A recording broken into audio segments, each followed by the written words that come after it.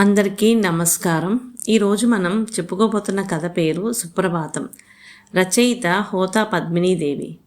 వెంకటేశ్వర సుప్రభాతం చదువుతూ దేవుడి పూజ కోసం పూలు కోసుకొని పెరట్లోంచి లోపలికి వస్తున్న మా అత్తగారు ఉన్నట్టుండి సుప్రభాతం చదవటం ఆపి, అయ్యయ్యో వినాయకుడి ఫోటోని చెత్తబుట్టలో వేశావా, ఎంత అపచారం అన్నారు కంగుతినే స్వరంతో. ఆ రోజు మా పని మనిషి సుబ్బులు పనిలోకి రానందున చీపురుతో గదులుడుస్తున్న నేను ఆవిడ అలాగానే ఉలిక్కిపడి నిటారుగా అయ్యాను. నువ్వు శుభలేఖని చెత్తలో వేశావు. శుభలేఖ మీద వినాయకుడి ఫోటో ఉంది కదా అని అంది ఆవిడ. అది వారం కిందట ఎవరో ఇచ్చిన శుభలేఖ, పెళ్ళి అయిపోయింది కదా అని పడేశాను అత్తయ్య అన్నాను. తప్పు కదూ, దేవుని ఫోటోని చెత్తబుట్టలో పడేస్తావా మందలిస్తున్న దొరతో అన్నాను. మరేం చెయ్యాలి అర్థం కాక అడిగాను. ఆవిడ నన్ను పూజ గదిలోకి తీసుకొని వెళ్ళింది. అక్కడ ఉన్న పెట్టె మీద కృష్ణుణ్ణి దింపి ఆ పెట్టెను ఓపెన్ చేసింది. కుతూహలంగా పెట్టెలోకి తొంగి చూసిన నేను నా కళ్ళని నేనే నమ్మలేకపోయాను. అందులో అన్నీ శుభలేఖలే. నేను పెళ్ళే కాపురానికి వచ్చిన దగ్గర నుంచి దాచినవి. ఎందుకంటే పెళ్లి శుభలేఖల మీద ఏదో ఒక దేవుడి ఫోటో ఉంటుంది కాబట్టి నేను పడేయను, ఇలా దాస్తాను అని చెప్పారు. మా అత్తగారు తలస్నానం చేసి వచ్చిన బిందెతో నీళ్లు పట్టుకొని నడుస్తూ దారంతా నీళ్లు చల్లుకుంటూ లోపలికి వస్తున్నారు. ఆవిడ దృష్టిలో మడి అంటే తడి అని అర్థమవటానికి నాకు ఎక్కువ రోజులు పట్టలేదు. ఆవిడ చల్లిన నీళ్లలో జర్రున జారిపడ్డ మా పని మనిషి సుబ్బులుకి కాలు బెణికి ఇంత లావున వాచి ఫ్రాక్చర్ అయిందేమో అని ఇంటిల్లిపాది భయపడ్డాం. అదృష్టం బాగుండి అంత పని జరగలేదు. కానీ విపరీతమైన నొప్పితో వాపు తగ్గేదాకా పనిలోకి రాలేదు సుబ్బులు. అప్పటినుంచి మా అత్తగారు నీళ్లు చల్లి పవిత్రం చేసిన నేలని పొడిగా తుడిచే బాధ్యతని నా బొజ్జస్కంధాలపై వేసుకున్నాను. మా అత్తగారు పని మనిషి పని పూర్తి చేసి బయటికి వెళ్లేదాకా నట్టింట తలుపులు మూసుకుని వంట వండుతారు. ఆవిడ పూజ పూర్తయి మహానైవేద్యం అయ్యాకే మాకు భోజన ప్రాప్తి. ఆఫీసుకు వెళుతూ మా వారు హోటల్లో బ్రేక్ఫాస్ట్ తినేస్తారు.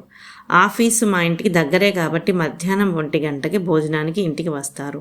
పుట్టింట్లో 8-9 గంటల మధ్య బ్రేక్ఫాస్ట్ తిని మధ్యాహ్నం భోజనం చేసేలోగా బిస్కెట్లు స్వీట్లు లాగించే అలవాటున్న నాకు అత్తవారింట్లో పొద్దున తాగిన కాఫీతో ఆకలికి అరిచి అల్లరి చేస్తున్న ఆత్మారాముణ్ణి మధ్యాహ్నం మా వారు లంచ్కి ఇంటికి వచ్చే వరకు భోజనానికి ఆగమని జో కొట్టడం ఎలాగో తెలియక అల్లాడిపోయేదాన్ని. ఇక షుగర్ పేషెంట్ అయిన మా మామగారి పరిస్థితి చెప్పేదేముంది. ఒకేసారి ఎక్కువ మొత్తంలో తినకూడదు, అలాగని బ్రేక్ఫాస్ట్ ఉండదు. పొద్దున కాఫీతో పాటు 4 బిస్కెట్లు, మధ్యలో మళ్ళీ గ్లాసుడు మజ్జిగ. మా అత్తగారి పూజ అంతా ఈ నైవేద్యం పెట్టేదాకా ఆయన భోజనానికి ఆగవలసిందే. మా అత్తగారు పూజ చేసే విధానం నాకు నవ్వు తెప్పించేది. హారతి ఇచ్చే టైం దాకా కర్పూరం ఉందో లేదో చూసుకోరు. తాంబూలం సమర్పయామి అనేదాకా తామలపాకులు అలాగే పెట్టేస్తారు. ఫ్రిడ్జ్లోనే ఉంటే నేను వెళ్ళి తీసుకొని ఇచ్చి రావాలి, లేకపోతే కిళ్ళీ కొట్టు దాకా వెళ్ళి తీసుకురావాలి. ఇది పరిపాటి అయిపోయింది.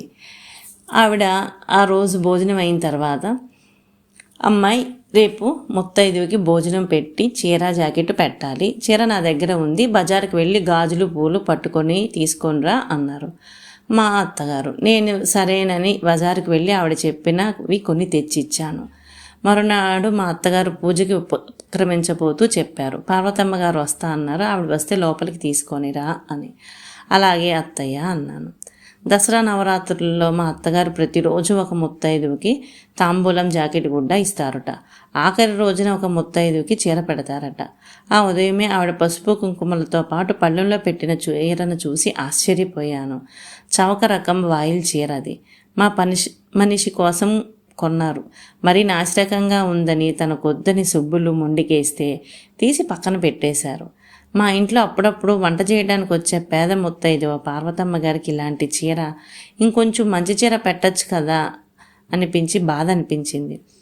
మా అత్తగారు పార్వతమ్మ గారికి భోజనం పెట్టి చీర పెట్టి పంపించారు.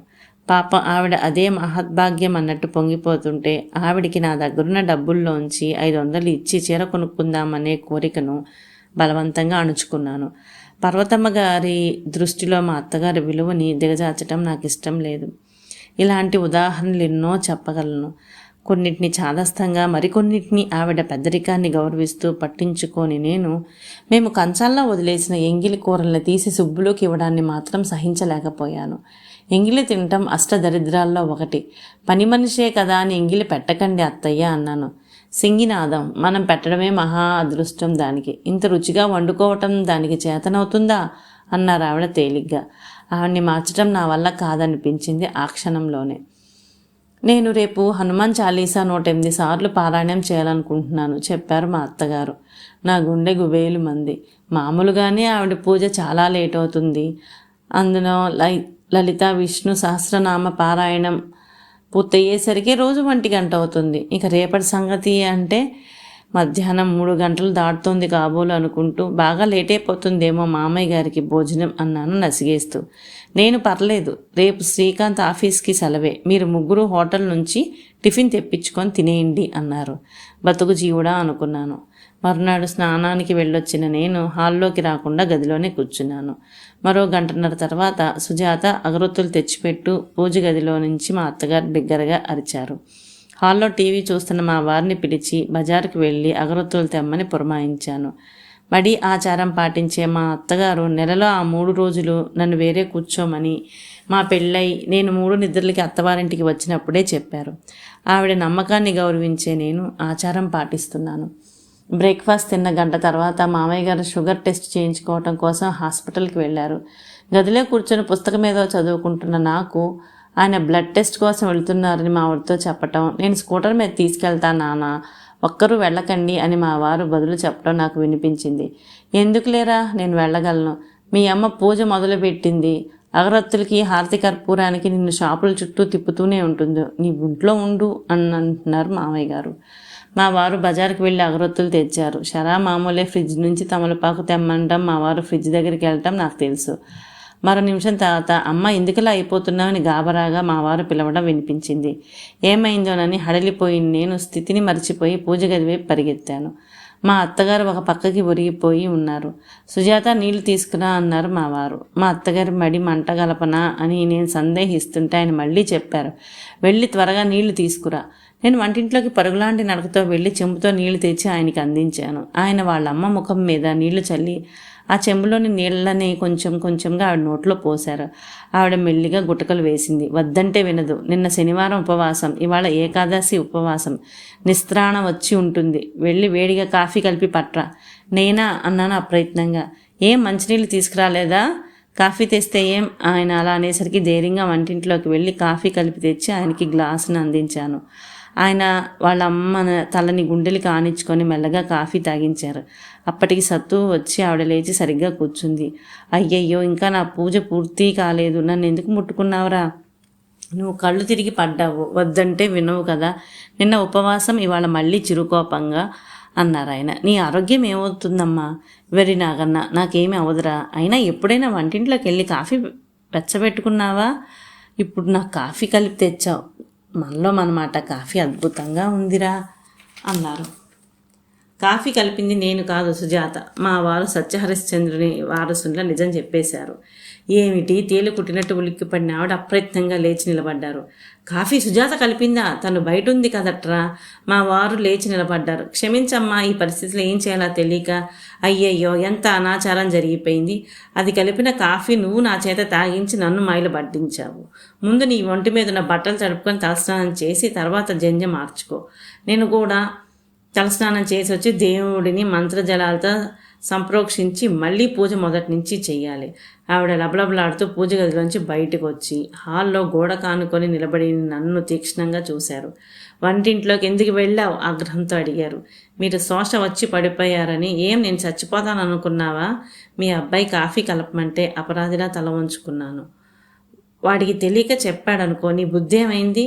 నా ఆచారాన్ని మంటగలపాలనుకున్నావా? ఎందుకు ఏళ్ళొచ్చినాయి? చాలా, ఇక రాద్ధాంతం చేయకు. మా మామగారి స్వరం కంగున వినిపించింది. ఎప్పుడొచ్చారో మరి, జరిగిందంతా ఆయనకి తెలిసిపోయిందని ఆయన ముఖమే చెప్తుంది. ఏమిటి నీ ఆచారం? చిత్తశుద్ధి మానవత్వం రెండూ లేని నీకు పూజలు ఎందుకు అసలు? గుడిలో అమ్మవారికి పట్టుచీర సమర్పిస్తావు, ఇంటికి వచ్చిన పేద ముత్తైదుకి చౌక రకం చీర పెడతావు, దేవుడికి మహానైవేద్యం పెడతావు, పని మనిషికి ఎంగిలి కూడు పెడతావు. నీ పూజలు ఉపవాసాలతో మమ్మల్ని చంపుకు తింటున్నావు. ఇంటిల్లి పాదిని పొద్దున తాగిన కాఫీతో 1 గంట వరకు భోజనానికి ఆగమంటావు. అసలు ఉపవాసం అంటే అర్థం తెలుసా నీకు? భగవంతుడికి దగ్గరగా నివసించటం, అంతేగాని కడుపు మార్చుకోవటం కాదు. ఇదే రకంగా వారంలో 5 రోజులు ఉపవాసాలు చేస్తే ఏకంగా భగవంతుడి దగ్గరికే పోతావు. నేను షుగర్ పేషెంట్నని వేళకి తిండి పెట్టాలనే జ్ఞానం ఉందా నీకు అసలు? మిట్ట మధ్యాహ్నం దాకా తిండి తిప్పలేక నేను ఎప్పుడో హరి అంటాను. నేను చచ్చాక తీరిగ్గా కూర్చొని రోజంతా పూజలు చేసుకో. ఏదో ఒక 2 రోజులు లేదంటే ఓపిక పట్టచ్చు.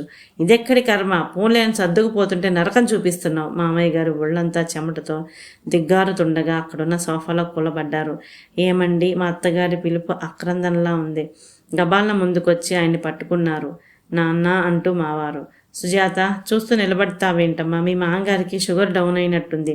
గ్లాసెడు నీళ్ళలో పంచదార వేసి కలిపి పట్రా ఆదుర్దాగా అన్నారు. నేను వంటింట్లోకి పరిగెట్టాను. ఈలోగా మా వారు డాక్టర్ని పిలుచుకొచ్చారు. ఆయన వచ్చి మా మామగారిని చూసి ఇంజెక్షన్ ఇచ్చి అన్నారు. ఆయన డయాబెటిక్ కదా, 2 గంటలకు ఒకసారి కొంచెం కొంచెం ఆహారం తీసుకోవాలి. ముందు ఆయన తినటానికి ఏమైనా పెట్టండి అని చెప్పి వెళ్ళారు. మా అత్తగారి కళ్ళల్లో పశ్చాత్తాపం కన్నీరైంది. మరునాటి నుంచి మా ఇంట్లో ఇడ్లీలు దోశలతో సుప్రభాతం మొదలైంది. అన్నట్టు సుబ్బులు కూడా ఇప్పుడు మా ఫ్యామిలీ మెంబరే అయ్యింది. ఇదండి సుప్రభాతం కథ. చాలామంది తెలియక ఎన్నో చేస్తూ ఉంటారు. ఇది విన్న తర్వాత అయినా మారతారని ఆశిస్తూ